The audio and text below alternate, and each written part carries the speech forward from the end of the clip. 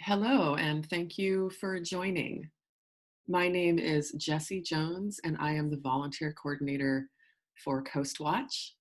And this webinar was recorded on May 6th, 2020.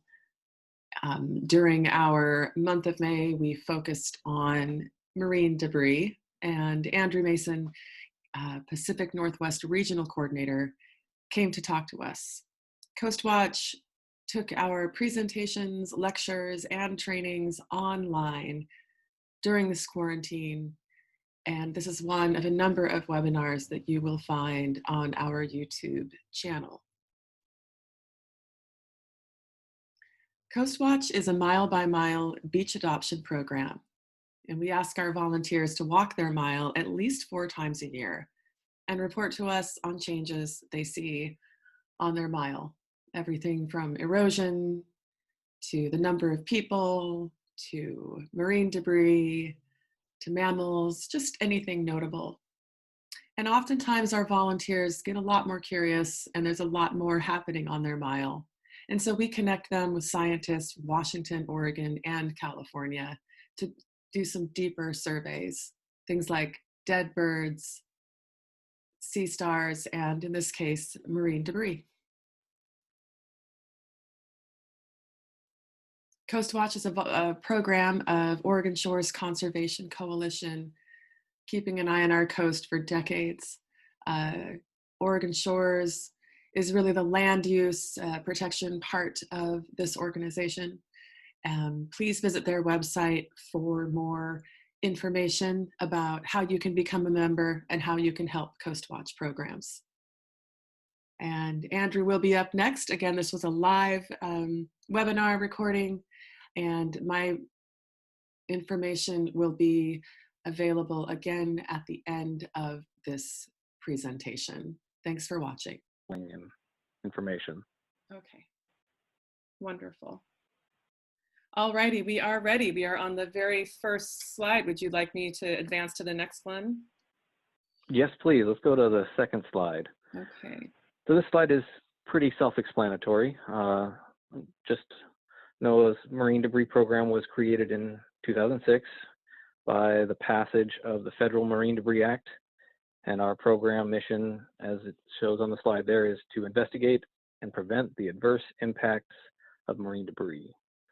You can see it's a wonderful collection of typical plastic marine debris that's been found. I think that was from a beach cleanup event. Next slide, please. Okay. So the marine debris is a complex issue, and it requires a variety of approaches to properly address it. And NOAA's Marine Debris Program works around the United States to reduce the impacts of marine debris through our 5 main pillars that I've listed here. Prevention, we have a prevention grant opportunity, also known as a federal funding opportunity, FFO. We do love our acronyms in the government. This is for projects aimed at quote unquote turning off the tap, if you will, and stopping marine debris at its source through things like behavior change and other reduction strategies. The second pillar is removal, and we offer an annual community-based marine debris removal grant program that focuses on large and medium-sized debris, things like lost fishing gear or abandoned and derelict vessels, things like that. Our research, we have an active research program designed to help better understand the impacts of marine debris on the aquatic environment. And then we have our emergency response. The Marine Debris Act tasks NOAA with assisting in the response to severe marine debris events, things like hurricanes or tsunamis. And then finally, our regional coordination. So I am one of 10 other regional coordinators that are situated around the nation to help coordinate with our local partners to address local marine debris issues. And I'm specifically responsible for Oregon and Washington. As I mentioned before, I also oversee the Pacific region marine debris team, which includes Alaska, California, and U.S. Pacific Islands, which include Hawaii, the Northern Mariana Islands, and American Samoa. And before we move on, again, please stop me at any point if you guys have any questions. I'd much rather have a dialogue than just me lecturing. And it's, as you all know, it's difficult to do in these kind of virtual settings, and even more so without me being able to see anything. So don't feel bad. Please interrupt at any time if you have questions. Yes. Next slide, please. Yeah, I second that as well. I do have a question. This is Jessie. Mm-hmm. So we partner with Coast Watch, and other partners partner with NOAA to do these marine debris surveys on the beach, what we're going to be kind of talking about a little bit about tonight. Where do we fall into these program pillars that are on the screen right now? Prevention, removal, research, what you were talking about. Where would those fall?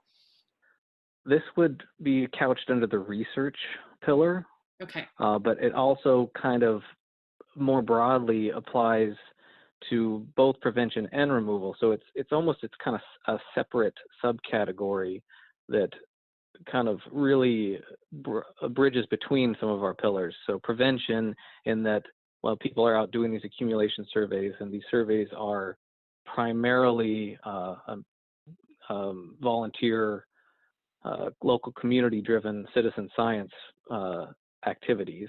So through that is the prevention through outreach and education. But then, of course, small-scale removal, because we're removing, at least with the accumulation surveys, and I'll get into the details of the methodology a little later, but removing these items from beaches. And then again, the research aspect through the use of the data, and how is that data informing the policy and changes within our program. Okay. It looks like we have a question, and it's interesting that it's like it doesn't, I think because I'm using a PDF rather than, so I'm going to do a little bit of a stop share here really quick. Do you partner with Solve? That's from Connie. We do partner with Solve. Yeah. In fact, Solve was at the Oregon Marine Debris Action Plan Educators Workshop back at the end of January, which was one of the few things I've been able to do in person since joining. But yes, Solve is one of our partners. Okay. Yes. All right. So. Okay. Now sorry, hang on just a moment here. No worries. Now I've got to go back. For some reason, I lost the. So let's see. Okay, there it is. Okay, go ahead. I will go to the next. All right. So we should be on the marine debris monitoring. Yes, we are. So why is it important to monitor marine debris? Well, knowing what's out there is the first step to preventing debris at the source. And the main purpose of monitoring, any kind of monitoring, is to determine if there is an issue, and if so, what is the magnitude and characteristics of that issue. And for marine debris, that could take the form of what is the predominant type of debris, such as single-use plastics, derelict fishing gear, or aquatic aquaculture products, for example. And monitoring also creates a baseline against which we can look at trends, and we can establish and quantify changes over time. Having this data on debris abundance is also important to be able to develop and generate support for new policies, and to prevent and mitigate the debris that actually does make it into the marine environment. Monitoring data can also be used to evaluate the effectiveness of those existing policies. For example, MARPOL Annex 5, MARPOL stands for maritime pollution, but basically it's a legal requirement which prohibits ships from dumping waste overboard, or various local and state level plastic bans or fees, or bottle deposit programs. So do those existing policies, are they effective? And that's one of the ways monitoring data can answer that question. Again, baseline debris abundances can be used for risk assessments or to quantify the impacts of marine debris. One example would be estimating the impacts of entanglements on a specific species population, or the economic costs associated with the removing of the debris. Similarly, Monitoring results can help inform management and decisions, and help decide where or whether to allocate resources to address whatever that issue that's been identified. Monitoring can guide behavior change and outreach efforts, especially in cases where you can create a link directly between human activity or consumer behavior and a specific type of debris. And lastly, it provides an opportunity to directly engage community volunteers and other stakeholders in addressing the issue. And that's kind of one of the things that's important in this talk tonight, is just engaging the community and understanding that we all play a part and all can contribute. Next slide, please. So NOAA began developing the Marine Debris Monitoring and Assessment Program back in 2009. The overarching goal was to create a national program to support research and science-based policies, and the project provides online tools and resources to partner organizations, along with our standardized and widely accepted, applicable, and a relatively inexpensive protocol. With a larger data set, we can now begin to answer important research questions, which I'll talk about some of how that's being applied later on. And that can be spatial and temporal differences in the types, abundance, and sources of the debris. And I'll show you a number of our participating partners in the next slide. But MDMAP's network of partner organizations and the results of locally based shoreline monitoring studies provide great opportunities for outreach and for raising awareness about marine debris issues, while also allowing volunteers to have meaningful experiences out on the beach in nature, and ultimately informing and guiding marine debris prevention efforts. So ultimately, this program is more about data discovery, or it's driven by data discovery than it is, say, question driven, which is a different type of research. Next slide, please. Okay, thank you. I want to apologize to everybody about, we can see the slides now, Andrew, but for a moment we couldn't. So we're doing this in a new way tonight, everybody. So just bear with us. It seems that when I go into questions this time, that the screen wants to go away. So I'm just going to check for questions every couple of slides, everybody, and just let Andrew talk for a little bit, and then I will check, and then we'll share the screen again. So yeah, sorry about that. I'll try to remember to pause to give you time to check questions too. Oh, that's okay. You're doing fine. So it looks like the next slide we have is the partner slide. Is that the right one? Yes, that is correct. Okay. So this is a non-comprehensive kind of collage of some of our partners.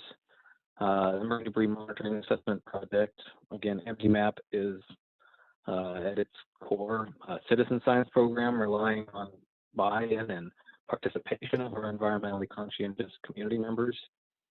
It's coordinated by people like me in NOAA, with the Marine Debris Program, and with the shoreline sites adopted by our amazing network of partners, talking about you guys, and their staffs, volunteers that physically actually go out and conduct those surveys. So we're deeply grateful to all of our volunteers that have participated and have dedicated their time and their effort to this project. Your efforts are truly appreciated and commendable. So thank you very much on that. Next slide, please. I don't see solve on there. I see yeah. Again, as I said, non-comprehensive. Right, exactly. There's ironic. at some point where you lose the ability to actually see and read any of those. So you'll see some of the statistics and the sites we have later on, give you an idea of kind of the geographic scope of the MDMAP. Okay, wonderful. Thank you. So I'm going to pause here because we're going to go into the methodology next, and it's kind of a good breaking point. So if anybody has kind of any programmatic questions, now would be a good time. Okay, let me see. Let me see here. Okay. Okay. It was just all we have are questions about where's the video. So we will do this again. Edit, do, Okay. We All right, are so on the while Jesse's methodology putting that slide. back up, Yeah. I'm gonna start tonight with giving you mostly just a high-level overview of the MDMAP methodology. If you guys want an in-depth information on the methods, like how to select a site or how to set up a site, you can go to NOAA's Marine Debris Program website, and on the right-hand side, you can click on one of the boxes that says Marine Debris. Sorry, not Marine Debris, Monitoring Debris, and it's on the right panel of the page. Or if it's easier, I can send Jessie a copy of the current methods document that she can share with you. Or you can email me directly at andrew.mason@noaa.gov, and I can hopefully try to be responsive and get back to you. Yeah. And again, if you come up with questions later, feel free to reach out to me as well. Yeah, and Andrew, But in general, sorry. I just want to break in here real quick and just let people know that if they want to start a survey on their mile, on their coast mile, they can contact me, and then I can kind of be that person that helps you contact Andrew. So we could set up sites. And in the past, we have done training as well, and I do the training. Fawn also does training on the beach for these methodologies that NOAA has. So if you, and also if you don't want to do it on your mile, but you would like to join a group that is already doing it, groups can always use help. Some of these groups are just one person. Some of these groups are 2 or 3 people. So you could still walk your mile and do your data, but if you would like to join another, or if you want to start one on your mile, you can. And it looks like, Andrew, now my talking has brought up another question. Do you mind if we take it? No, please go ahead. Okay. Let me see. A lot of the debris that I see on mile 186 is less than 2.5 centimeters in size. How does that relate or not relate to the issue of marine debris? That's a really interesting question. So the 2.5 centimeter size limit that we use for the monitoring is based entirely on statistical usage of the data. So because of the way that the methodology is designed, and I'll talk about that here shortly, but basically it's below 2.5 centimeters, items get missed as farther away from the person you move. So you're doing your transect, the farther away that is, when you're talking 2.5 meters, which, you know, is 7-8 feet away, things below that size tend to get missed. So it's not really, it introduces bias into the data set. So that's why we, within the Marine Debris Program and MDMAP, exclude those from the survey data. That doesn't mean that they shouldn't be picked up. These methods it just means that they wouldn't be recorded in the current methodology. And however, I do want to add that if you do want to record that on your beach mile, if you are doing this survey on your beach mile, or you wanted to add it to our Facebook page or email me, we can also collect that data with our volunteers. So to answer your question, Brian, or anybody else out there that is listening, I do think it's important to, you know, to record those as well somewhere else if you want to. Yeah, they're definitely very important. Microplastics are an important part of marine debris. It's just in our specific methods for data analysis purposes, those were decided to be excluded at this point in time, just based on statistical power within the data set. All right, are we ready to get back in? Yes. Okay, so on the methodology slide, in general, shoreline survey sites are selected by you, our partners, usually based on proximity to where you are or where your organization is, or a site of personal interest. It could be, like you said, you are already doing your cleanup of your mile. Our shoreline sites are 100 meters in length, measured parallel to the water's edge. And then the surveys themselves are limited to, like we were talking about, debris larger than 2.5 centimeters, or that which is about the size of a bottle cap. So this, like I said, this size is standard metric across MDMAP. And again, that's the small size of debris that can be reliably detected with the human eye at the distances required for our survey methods. For consistency and data standardization, all MDMAP survey teams are required to follow that rule.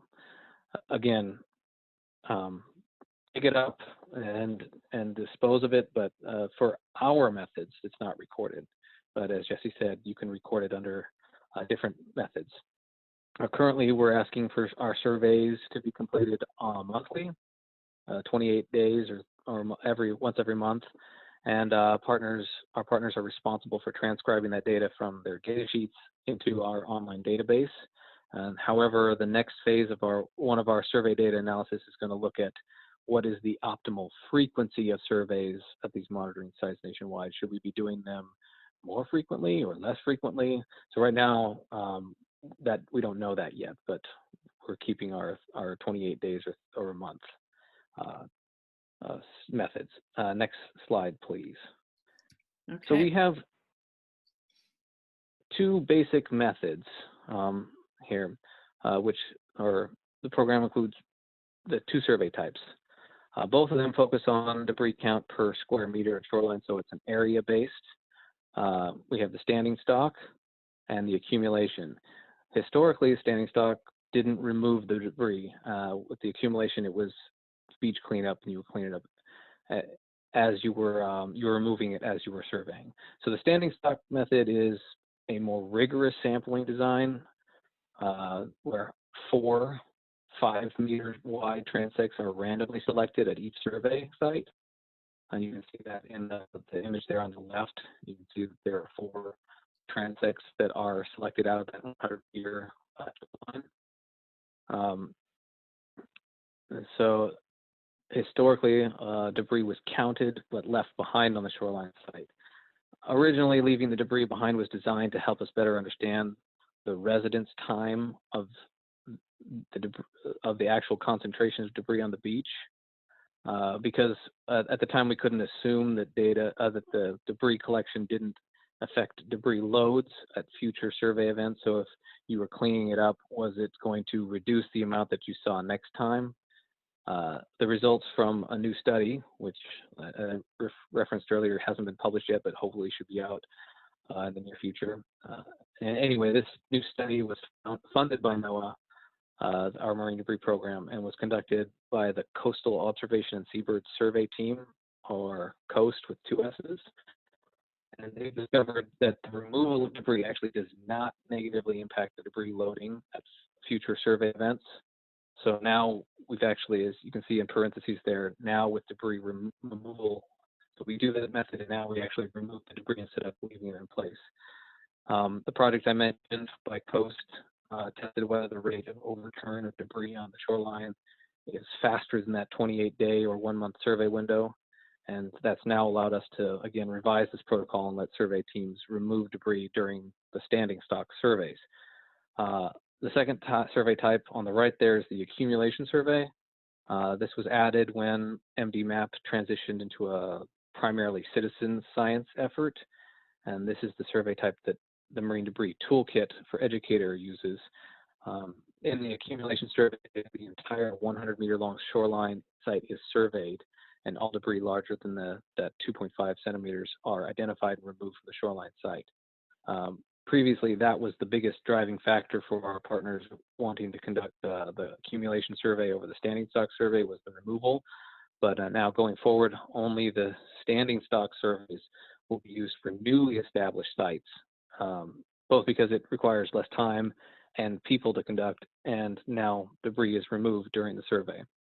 We're still going to kind of grandfather in the accumulation surveys for existing sites, so we can have that data continuity and comparability.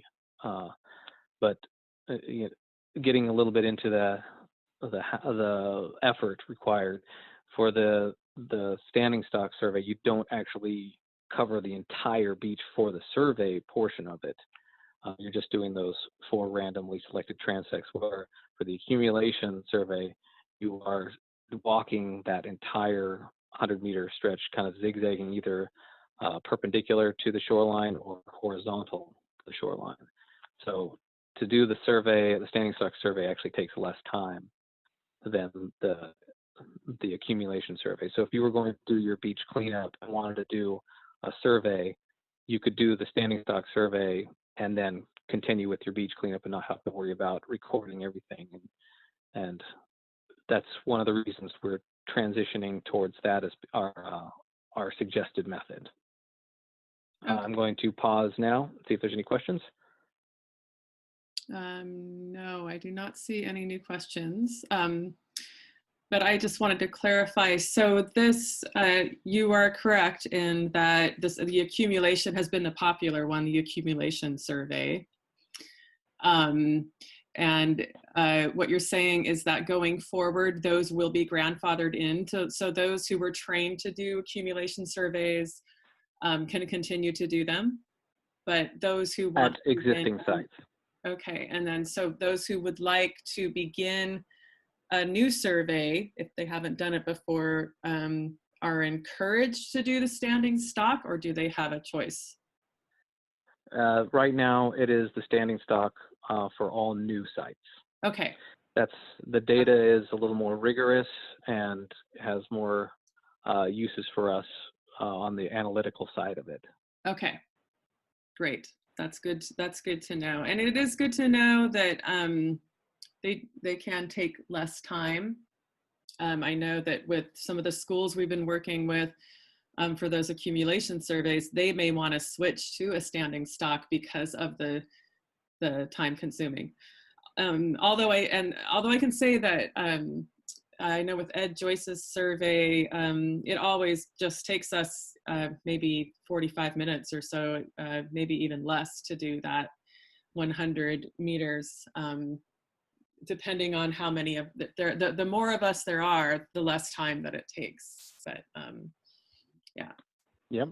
Okay. And it's kind of interesting. Some of the statistics from the study that should be coming out soon is where's that tipping point for the number of people you need to have involved. And for the standing stock survey, beyond 4 people, there's really no increased amounts of debris that are being found. And one of the ways they studied that was they actually went out and seeded a beach with a faux marine debris that was anchored so it wouldn't add to the issue and could be retrieved and recovered in 100% recovery, and then had people go out and do these methods to see what they actually detected.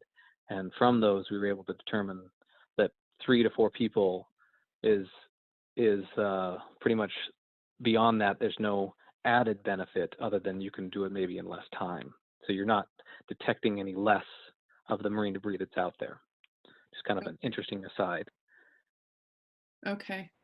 Oh, we just have a comment from someone, from Fawn, who says she would not be inclined to leave debris on the beach to break up into smaller plastic. And that's exactly why a lot of people were choosing these accumulation surveys. They couldn't bear to be monitoring marine debris and then leaving it on the beach.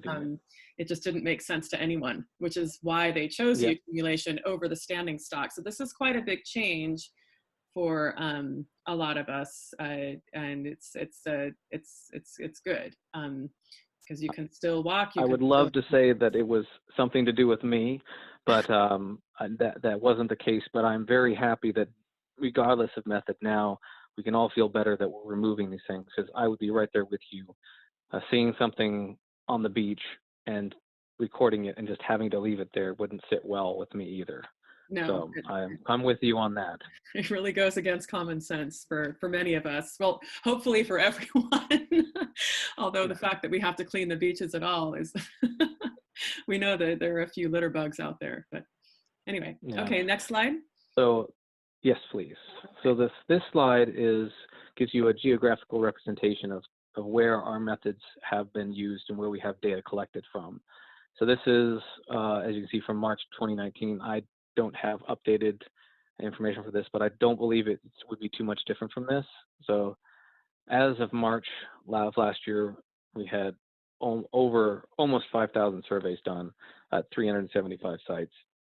and that included 20 of US states and Puerto Rico, and then also 9 different countries. So you can see that it is being used, and so when you are doing these types of surveys, that data is going into a much larger database that then we can analyze and make these kind of decisions and changes, much like the change now to the standing stock survey, so we can adapt and improve it. Next slide, please. All right. So now I'm going to talk about what are we doing with all this data. We can look at, for example, here we can look at the most common types of items that are being found. So here in this pie chart, you can, summing up across all those surveys that you saw on the previous slide and all those different locations, we can see that 85% of marine debris that has been recorded are plastic items.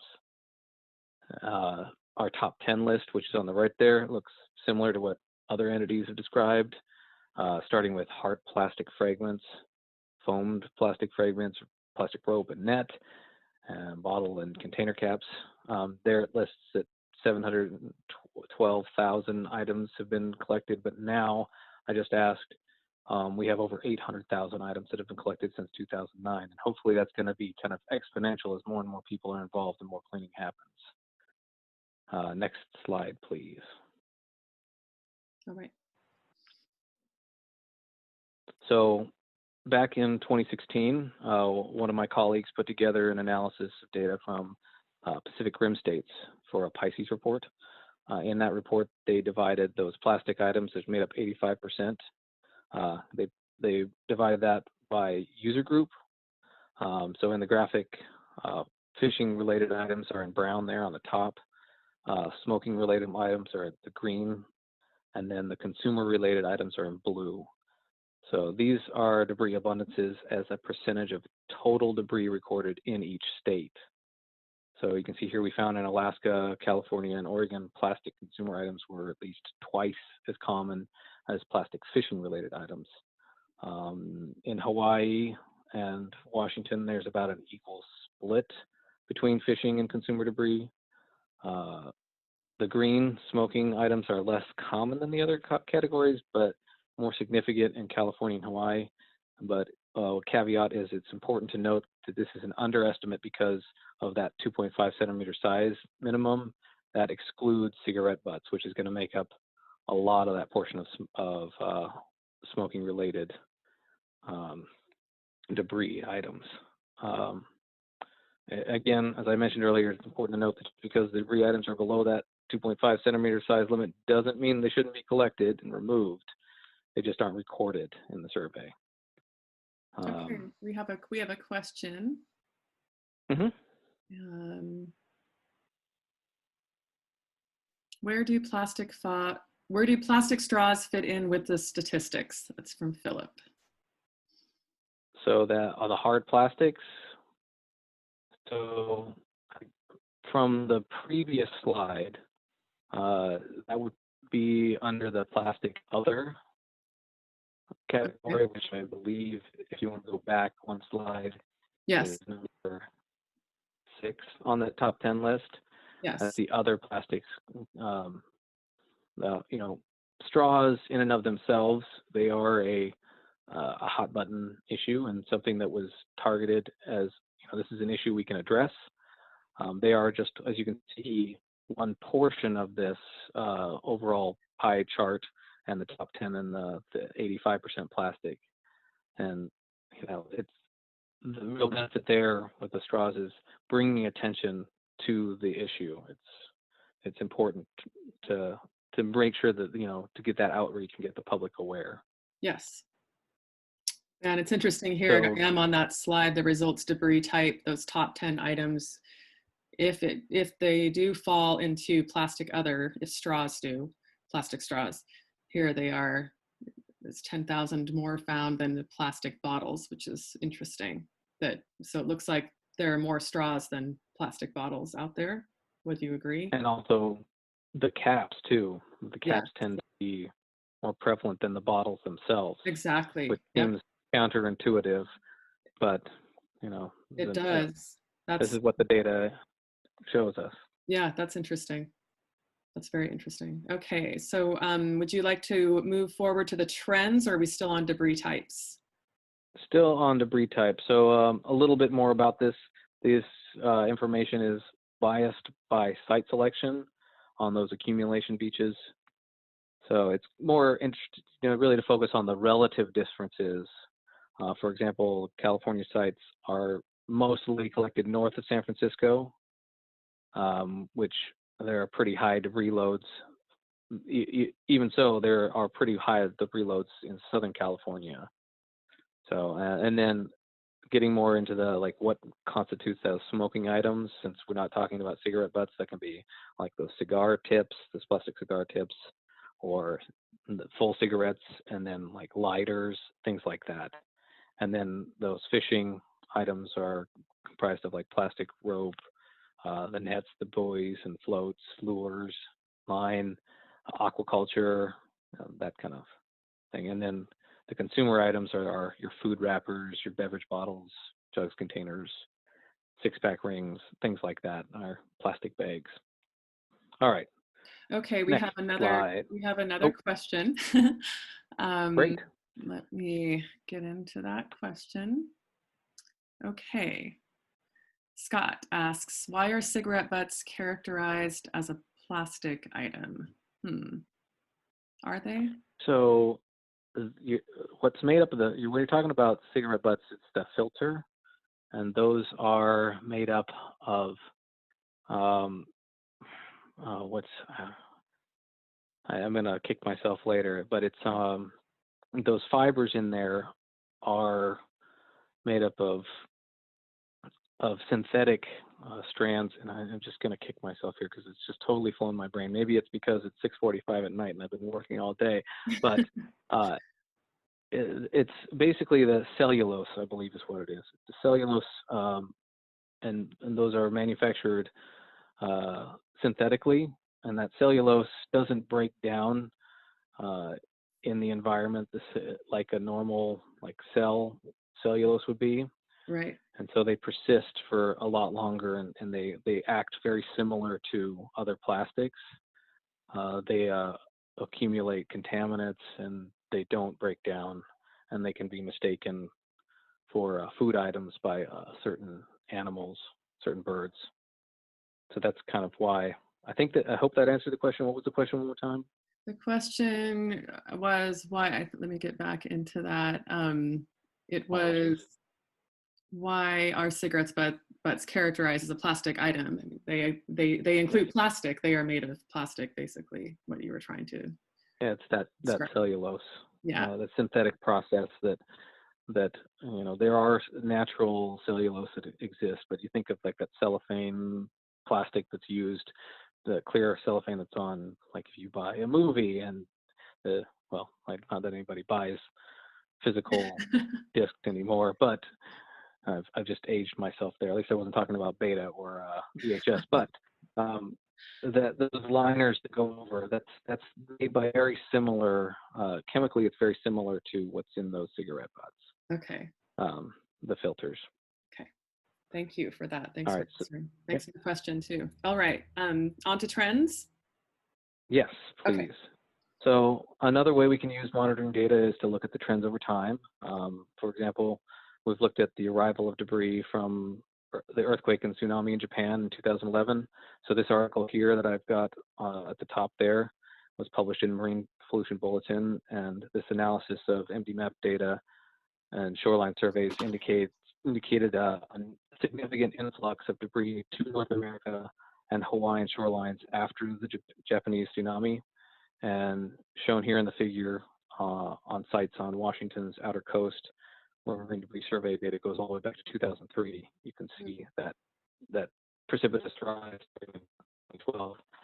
We detected a 10-time increase in the debris influx of certain indicator items over those baseline levels that were established from back in 2006. And that agreed with the estimated arrival of tsunami debris based on our oceanographic models. Those models weren't perfect. Some of those items actually arrived much later than we thought, but on a large scale, those oceanographic models predicted that we would see this influx, and we did see it as predicted, and you can see there in that increase. All right, next slide. So now I'm going to start getting into some of the larger projects that we've done in partnership with other organizations. So for this slide here, the study was funded both by the Marine Debris Program at NOAA, but it was led by the Ocean Conservancy, which is the OC there at the top, and the Commonwealth Scientific and Industrial Research Organization, or CICERO, that's out of Australia. So this project used a statistical model to identify geographic patterns and trends in marine debris distribution, and to assess marine debris management actions and produce recommendations to improve the marine debris monitoring protocol in the U.S. And I'm going to start moving a little faster here because we're running short on time. But this data set was used for this project spanned from 2009 to 2016 and included over 6,000 international coastal cleanup sites, which is part of Ocean Conservancy's program, 284 of our accumulation sites, which represented about 1,400 surveys from MDMAP. There was also 66 standing stock sites that were used, which represented 826 surveys. And these were all included in a generalized additive model, specifically looking at total debris load, temporal spatial patterns, policy effectiveness, the occurrence of high-risk items, method comparison, and to adjust the protocols. Next slide, please. Okay, are we now on the project results slide with the yellow lines of the maps? Yes. Yeah, maps. We should see the map of Washington, Oregon, and California with the major cities listed on there. So from this in-depth analysis, it was estimated that there's between 20 million and 1.8 billion marine debris items along our shoreline of the continental United States at any given moment, given that debris is constantly being deposited and washed off the shoreline by tidal action. So why the big range in estimated debris, 20 million to 1.8 billion? That's a big range. Well, this estimate is based on 3 sets of monitoring protocol data. So MDMAP, Ocean Conservancy's ICC, and Australia's CICERO. And these protocols vary in their lower size limit for debris detection. As I mentioned earlier, NOAA has a lower bound of 2.5 centimeters, while Ocean Conservancy and CICERO do not have that lower bound. And with no lower bound, these programs are collecting microplastic debris, which can be more abundant than the macro debris by count. So in figures 1A and B there on the right side of this slide, you can see shoreline debris load based on NOAA's Marine Debris Program accumulation data. The rainbow colored ribbon on the map on the left side shows the relative amount of debris after accounting for sampling bias. Sampling bias can include like the number of people that carried out the survey, the size of the survey area, how long people spend searching for debris, and then the ribbon on the right side, on the right map, shows the remaining level of debris after accounting for the sampling bias. So population density and other drivers, possibly indicating a greater offshore component to the debris north of, say, Cape Mendocino there. So basically, in Oregon, most likely what that's showing on the right is that most likely it's not a local source. You're probably getting a lot of outside influence. There's not a whole lot of population centers or major rivering input in Oregon. So that's why you see that darker red there, is just showing that most likely what you're seeing there is coming from offshore. All right, so moving on to my last slide now, results of policy effectiveness, and then we can jump into all the questions in the remaining time we have. So thank you for staying with me through this. Monitoring is an important tool to evaluate the effectiveness of debris prevention efforts. NOAA partner, like I said earlier, with Ocean Conservancy and CICERO out of Australia on that large-scale analysis of debris data in the U.S. And together, we looked at states now. So you can see individual states here that at the time were both with and without container deposit legislation. Washington recently just passed a bag ban that's supposed to go into effect in 2021, so yay there. What we found was there was 40% less beverage container debris in states with the cash incentive for returning containers. In the figure here, you can see the states in green including California, Hawaii, and Oregon. They have those container deposits, where Alaska, Virginia, and Washington do not have the bottle container. And so this indicates that small economic incentives created by bottles is actually an effective way to prevent beverage containers from becoming marine debris. There's also a paper in press, or it might actually be out already, in Marine Policy that goes into more detail on that analysis here. So that is, if you want to move to the last slide, that's what I have here, and we still have a few minutes left for questions, and apologies for taking so much time up. No, this is wonderful. Thank you. An hour goes by really fast, as we all know. It's interesting to look at this your second to last slide here, because just in thinking about that there are twice as many bottle caps as there are plastic bottles, the caps themselves are not recyclable. The caps themselves are not accepted. So it would be nice to see a program in the future for that, if that could ever happen.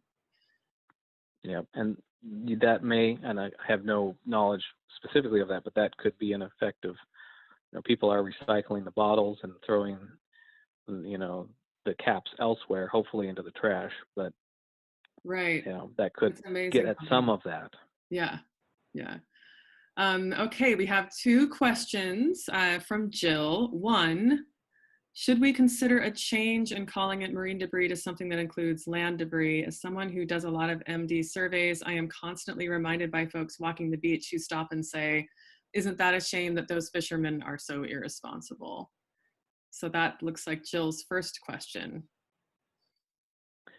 So marine debris mostly focuses on, the term focuses on where that ends up, but that includes all the way up. It's all that's coming, well, we'll couch that in terms of it's not all coming from the land, but the vast majority of all marine debris originates from land. And there's a very small portion that ends up getting into ocean waters from ships and other sources like that. But the term marine debris specifically just is dealing with that this is where the end point of all of this is going to be. No matter where it is, as soon as it gets into the watershed and makes its way into the streams, into the rivers, and then eventually out to the ocean, it all ends up in the ocean. And so that's kind of where that term comes from. But you're absolutely right. That marine debris can actually be aquatic debris in a river that is non-tidally influenced, but that's more just of a label. And again, that's for NOAA, that's the label we've been assigned, and that's our focus. But through our outreach and education and prevention, we really focus more on those kind of land-based sources. How do we remove, or how do we reduce single-use plastics? And that. What was the second question? Her second question is, what is the best way to let NOAA know about possible tsunami debris? I let Jesse and Fawn know, but do you want faster knowledge as well? So there was and I don't know off the top of my head, and I apologize in that, the mechanism for reporting Japanese tsunami-related debris, but I know, since that was before my time, I know there was a process in place. And what I can do is circle back and find what those contact information is. And especially for those larger items, there is still support. At least there was recently still support for going in and removing some of those larger items. I do know we have one of our partners in southwestern Washington, on I think Long Beach area, who does a lot of cleanup there, is funded with one of our projects, and still commonly finds Asian items that have crossed long distance across the Pacific Ocean. It's difficult to really tie some of those back to Japanese marine debris, but some of those larger items, for sure, we should be notifying. And at bare minimum, you could email me, and and I can make sure that those get routed properly to the folks that can help clean that up. Those are both really good answers, especially like going back to the first question about marine debris. It's really interesting how much what we can see upstream. I know a few months ago I was visiting Kalama upstream on the Columbia River, and I took a walk along the beach there, and I noticed that I was seeing the same things that I would see on the beaches, at least in northern Oregon. The same pieces of foam, the same type of wrappers, the same types of debris, beauty and hygiene debris, the same exact things. It's just coming down the river and ending up in some of those first photographs that I showed. So aquatic debris turning into marine debris is a good way to answer that question too. Another question. Yeah. Vaughn says, yeah, we contact our local beach rangers and researchers, John Chapman and Jessica Miller at the Hatfield Marine Science Center. Yeah, I mean, your local folks are probably going to have the best answers for your region. But again, don't hesitate to reach out to me. My job is to advocate for us in the Pacific Northwest and to make those connections and facilitate those discussions. So please reach out to me. And then if in the last 30 seconds, you had asked what nurdles were, those are just small pieces of plastic that did not degrade into that. They're actually manufactured at those small sizes to create plastic. So they're the origination of plastic. Right, that's right.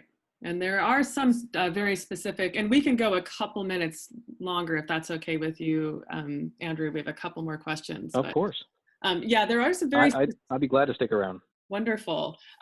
Yeah, there are some very efforts. The Great Nurdle Hunt, which Jill, one of our awesome volunteers and extraordinary citizen scientist, who's here with us tonight, she made me aware of the Great Nurdle Hunt that happened this year. I think it happened shortly after COVID-19 lockdown hit us all, but that is something that we encourage our volunteers to do. And then Philip just brought another one to my attention as well. So there are some specific, if you find nurdles, and considering that you aren't reporting microplastics here in the standing stock surveys, you could report the nurdles to some other specific organizations that just really want that data. So contact me about sources where you can report the nurdles that you find. So here is a comment from John. For those Coast Watch volunteers who monitor fairly clean portions of the Oregon coast, excluding marine debris brought in after winter storms, how can we best adapt NOAA's very structured debris survey procedures to our ongoing less structured Coast Watch mile monitoring and reporting? And FYI, I see local commercial fishing boats offshore from my house every day, but I never see a piece of onshore debris attributable to our local fishers. That's a kind of a comment, and some of that is something that I can answer. And I think that, so yeah, our Coast Watch data form is just a very kind of simple, what are you seeing that day? What are you seeing in terms of erosion? How many people are you seeing? Are you seeing any beached mammals? That type of a thing. So adapting, how best to adapt NOAA's debris survey procedures. They have a specific, if this is answering your question, John, and if not, you can contact myself or Andrew after this. And this was actually a question I was going to ask of Andrew, I have signed up our Coast Watchers before. I signed them up with an account to help them out. I gave them a password, trained them on the beach in their 100 miles. These were for the accumulation surveys, I'm sorry, 100 meters. And kind of got them started. Is that how we would do it, Andrew, or would I going forward get them in touch with you, and then you would make them an account, or are they supposed to make their own account? Yeah, that's my question. So My role within the monitoring, I'm on what's called the monitoring goals team. So I'm more like on the the the the panel that kind of directs the monitoring program. I'm one of the members there. The lead for that is Sherry Lippiett, who's my colleague. I will have to check with her and see what her recommendation is for the best way to get new people involved. But regardless of how it is, um, again, you can reach out to me and I will make sure that if the correct person or the correct process is done, because what's most important is that people are participating and people are getting out and doing this, because the more data we have, the more information we can have, and the better we can help describe and influence the policy and make these changes to uh, improve our understanding and improve our response to mediation and remediation of marine debris. So for now, if you're interested in starting a new site, you can either contact me directly or go through Jesse, and we will find out the best process going forward. Is it point you to that website so you can do it, or do we create one? Whatever the process is, the most important thing is that we're doing it. Yes, We're out there, and I exactly. wish I could be out there doing it. If I had my way and my desires, I'd be out in the field as much as possible, out there cleaning up and doing these things. And Yeah, I've been really disappointed I haven't been able to participate in the cleanups this spring. So none of us have. Well, a few, well, actually, sorry. some of us have been able to get out there and do some surveys, but for the most part, so many cleanups have been um, canceled, postponed. Yeah. But yeah, Yeah. Sherry Lippiat is one of our contacts as well. And I have not met her before, but I know that the aquarium, who is a partner in this, I know that Will Cotton contacted her when he wanted to do some things with his account. So contacting Sherry, Andrew, or me, and then we can get you in touch. And then we have a couple more questions if you can stick around. Mhm. Just a couple more. Where did it go? Okay, let's see. Scott says, we tend to collect washed up fishing gear as decorations for our oceanfront condo, floats in particular. Should we be at all concerned about the safety of these items? We've seen Asian characters on a few of them. Well, anytime you're dealing with marine debris, you should be taking your own safety paramount. Uh, that probably doesn't need to be said, but it's important to know that, one of the recommendations we give to people who are on boats, if you do see marine debris out there and you can safely pick it up, then please do. But if it isn't, safety is paramount. So if it isn't, it's kind of letting the proper authorities know. Is it DNR? Is it Coast Guard? Is it Army Corps? For those items you're picking up off the beach, you're taking it out of an aquatic environment. As long as it's safe for you to physically move it, there shouldn't, I can't speak in absolute terms, but there shouldn't really be any major risk to yourself. You're not putting it back into another aquatic environment where you might be transporting invasive species. But a lot of these things do have the ability to physically harm you if you're not careful when you're removing them. But anybody who's done beach cleanup would know that. So if you want to use it as decoration, I don't think there's any problem with that. A lot of people have started using, marine debris to create art pieces, which is a really great way to bring attention to marine debris issues. So you wouldn't be the only one who's been using marine debris to decorate. So as long as it's not making its way back into the environment, again, I'm speaking personally here, not for NOAA or the government. I don't personally see any issue with that. But again, that's my personal opinion, not that of the government. Yeah, I think that's a good answer. And maybe Scott might have been referring to radiation. Um, I think it, Ah, and also maybe some things we find that are like containers that have maybe something other than seawater in them. And I just think a really good rule is, if you ever have a question about its safety, call a beach ranger. Don't take it home. Leave it near where a beach ranger can come pick it up. You can contact us here at Coast Watch. You can text me anytime, and I can get you in touch with those beach ranger numbers that are closest to you, so that they can get that off the beach.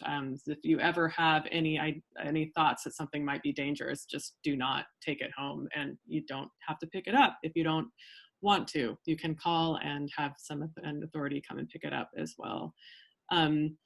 Jill, so we'll just go for a couple more minutes here. Jill says that if you're really interested in picking up small plastics, one could contact and do the COAST survey, which is another survey that we partner our Coast Watchers with. That's Coastal Observation and Seabird Survey Team. They also have a methodology, a different one than NOAA does.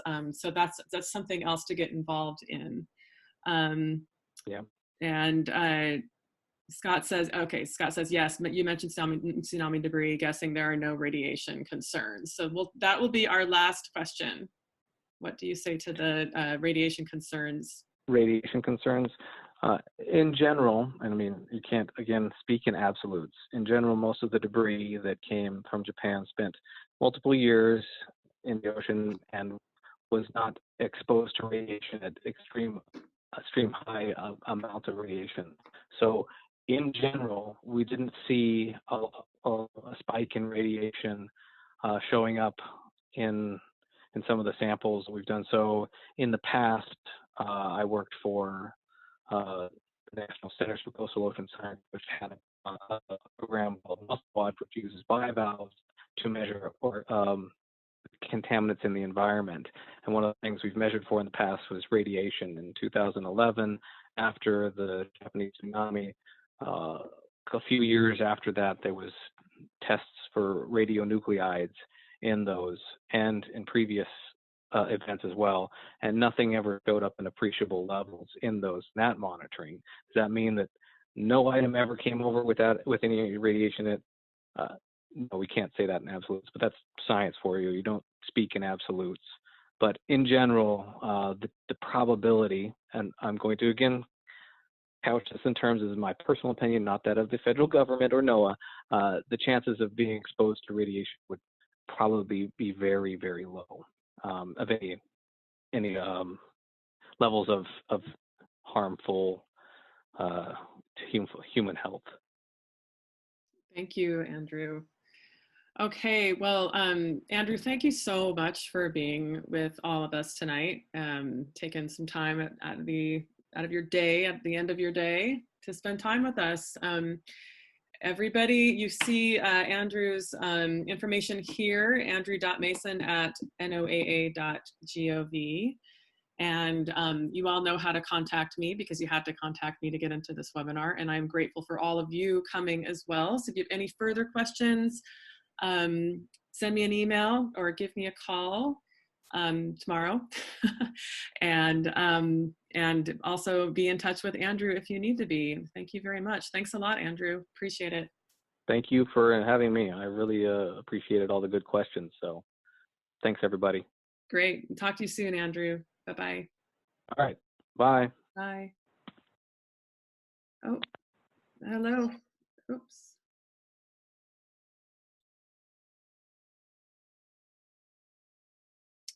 Okay, it looks like we still might have a question here.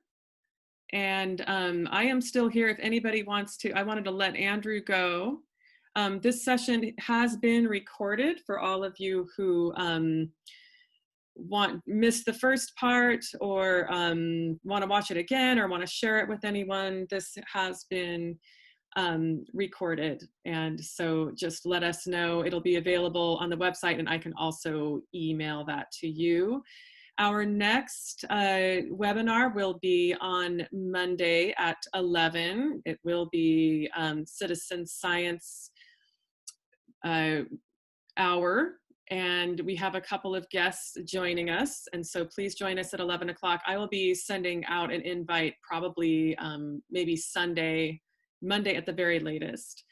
And then next Wednesday, we continue, a week from tonight, we continue our marine debris series with an artist, Elizabeth Roberts, who will be joining us.